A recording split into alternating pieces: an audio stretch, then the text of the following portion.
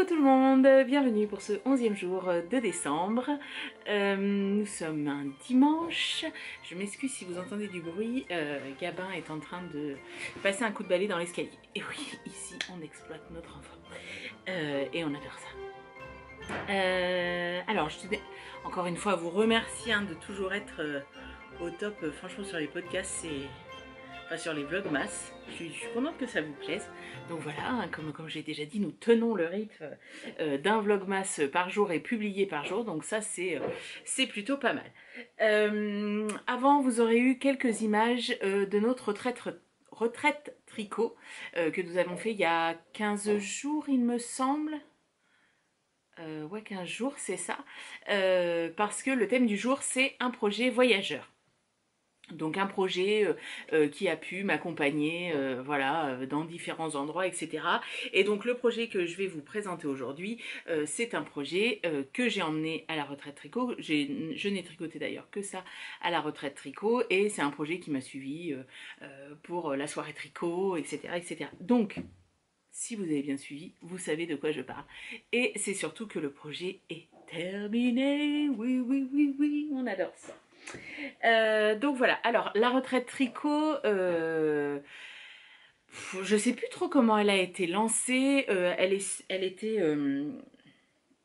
En fait, elle a été lancée suite au dernier pique-nique tricot de Fanny, qui était organisé au mois de septembre en Vendée. Voilà, on était vers Chauvigny. Donc pas, enfin pour nous, pas très très loin de notre domicile par rapport à d'autres. On est assez central par rapport aux personnes qui viennent en Vendée, donc voilà. On était 10, 11 le dimanche il me semble, et c'était super quoi. Enfin concrètement, on a beaucoup ri. Beaucoup ri. On a beaucoup tricoté aussi, beaucoup mangé. Pas très sainement, hein, il faut le reconnaître. Et, et voilà, c'était super. Franchement, si vous pouvez vous organiser ça, enfin, voilà, c'est pas comme le trail tricot, qu'on peut pas faire une retraite tricot à 150, c'est pas trop possible. Mais voilà, si vous avez plusieurs groupes qui peuvent se mêler, c'est chouette. Et puis ça permet de voir les gens en comité réduit, c'est très très sympa. Donc voilà, et donc je tricotais mon pull Réginald de Aurélie Lapoule, et mon pull Réginald est terminé depuis ce matin. Oui, oui, oui.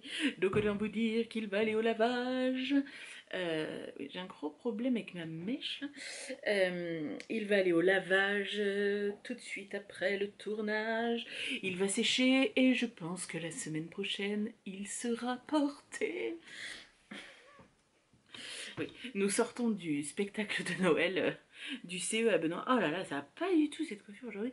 Et il y avait des chansons, tout ça. Bon, c'est la dernière année qu'on y participe, hein, parce que Gabin a 11 ans. Voilà, là, on arrive au bout.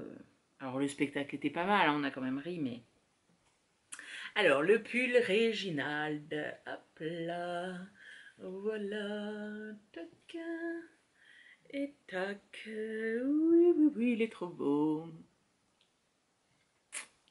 Alors, le pull Réginald, designé, c'est pas facile, par Aurélie Lapoule, elle qu'elle tricote en ombelle, et moi j'ai choisi de le faire dans du mohair et soie de chez Léna Mouret, que j'ai tricoté en double, en aiguille 4. J'ai fait la taille 140 et ça me donne une pointure, non, une taille 130.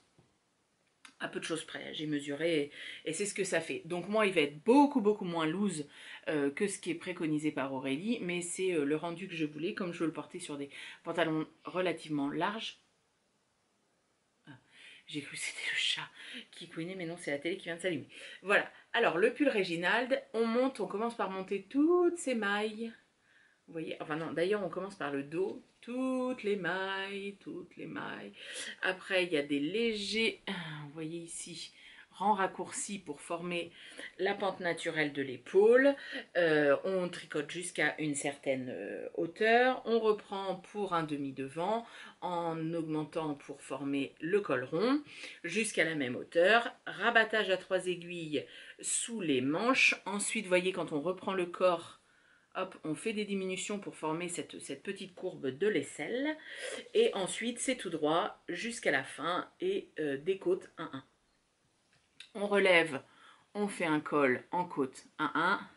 Et on relève ensuite pour les poignées de manche pour des côtes 1-1. Les couleurs que j'ai utilisées. Ah, ça a été tout un truc de choisir les couleurs. Alors à chaque fois j'ai beaucoup de compliments, ça me fait plaisir. Sur les couleurs choisies, ça fait un truc très, très vintage un peu, j'adore. Donc on a donc c'est la qualité Orphée chez Laine Amourée. Donc c'est les ronrons de pâte en rond. Celui-ci c'est le coloris Cécile. Qui ressort, vous voyez, un petit peu bordeaux marronné sur Mohair et Soie. Ça, c'est un dimanche chez grand-mère, du lait dans mon café, les pieds dans le sable, et ici, le Farajou d'Hermione. Donc ça, c'est ma répétition entière, et après, on reprend toujours dans le même ordre. Enfin, quoique, après, vous faites comme vous voulez. Alors, la seule différence, c'est que, je crois que je vous en avais parlé jeudi, c'est que ici, je n'avais plus, en fait, de mohair les ronrons de pâte en rond, donc j'ai pris un reste de caramel beurre salé que j'avais. Voilà. Celui-ci un petit peu plus éteint, entre guillemets, les ronrons de pâte en rond, c'est plus foncé, plus soutenu. Alors, au départ, je voulais que les côtes du bas soient faites dans ce coloris, le Farajou d'Hermione, mais bah, non, parce que bah, ça tombait pas bien. Donc du coup, c'est tombé sur un dimanche chez grand-mère.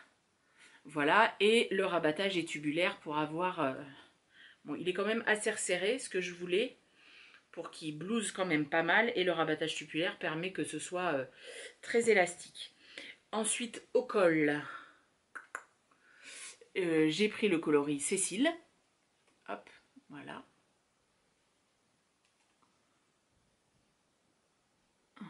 Pour faire le col. Et pour les manches, je n'avais pas assez de coloris Cécile pour faire les manches. Donc j'en ai fait une en du lait dans mon café. Et l'autre est faite dans le Farajou d'Hermione. Voilà. J'ai dit quitte, enfin vu le gilet, c'est pas hyper... hop, si je vous mets les deux manches, je pense pas que ce soit hyper déconnant d'avoir fait un truc de chaque. Donc voilà. Donc il a été commencé... Il a été commencé, je me demande, pas longtemps avant la retraite tricot, il me semble. Il me semble que c'était ça, il me semble que j'étais dans le... Ah, je me rappelle plus si j'étais déjà dans les demi-devants ou pas. Bref, peu importe. Mais il m'a accompagné là-bas. La dernière soirée tricot, il m'a accompagné aussi. Voilà. Celui-ci, il a pas mal voyagé. Et bientôt, il va voyager sur mes épaules. Voilà.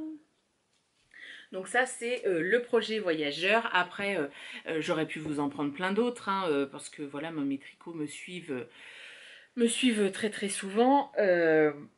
Ce soit en soirée, dès qu'on part en vacances, si on part en week-end, que sais-je. C'est vrai que j'emmène toujours mon tricot. Alors après, j'y touche pas, tout dépend. Des fois, ou voilà, ou de ce qu'on fait, ou de mon envie, ou tout ça. Mais voilà, ils voyagent finalement à peu près tous, quoi. Donc voilà, un encours de moins sur mes aiguilles. Le pull Réginald. Et franchement, j'adore. J'adore.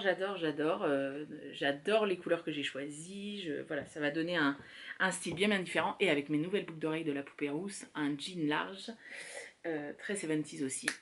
Ce sera top. Voilà.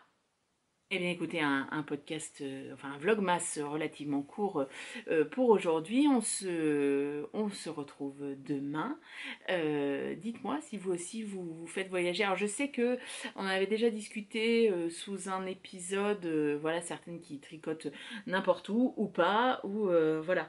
Est-ce que, enfin moi celui-là, il est connoté entre guillemets vraiment retraite tricot, quoi. Voilà. Vous savez que j'aime bien les histoires, quand les tricots ont une histoire. Bah, celui-ci, c'est mon tricot retraite tricot. Voilà. Écoutez, je vous souhaite une bonne fin de dimanche, un bon courage pour le début de semaine. Moi, dans 5 jours, je suis en vacances. Voilà. Et puis c'est tout. Voilà. Bye bye, à demain.